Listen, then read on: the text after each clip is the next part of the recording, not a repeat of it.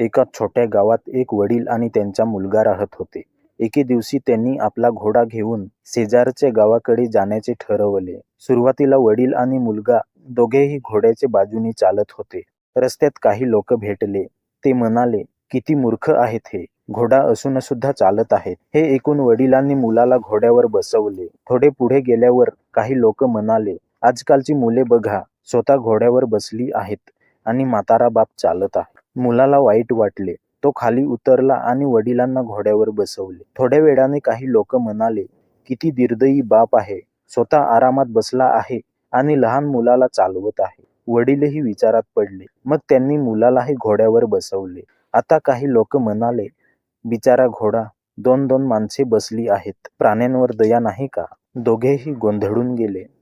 शेवटी त्यांनी घोड्यावरून उतरून पुन्हा चालायला सुरुवात केली. तेव्हा काही लोक हसू लागले आणि म्हणाले, "अरे, घोडा असून सुद्धा चालत आहे." तेव्हा वडील मुलाकडे पाहून हसले आणि म्हणाले, "बाळा, आज एक मोठा धडा मिळाला. जगात असे कोणतेही काम नाही की जेवर लोक काहीतरी बोलणार नाही. तू चाललास तरी बोलतील, धावलास तरी बोलतील, यशस्वी झालास तरी बोलतील आणि अपयशी झालास तरी बोलतील." मुलगा शांतपणे ऐकत होता. वडील पुढे म्हणाले, "जर आपण प्रत्येक वेळी लोक काय म्हणतील याचा विचार करत बसलो तर आयुष्यात एक पाऊलही पुढे टाकू शकणार नाही. लोकांची मते रोज बदलतात, पण तुझी स्वप्ने, तुझी ध्येय आणि तुझी मेहनत यांना महत्त्व दे." त्या दिवसानंतर मुलाने एक नियम बनवला.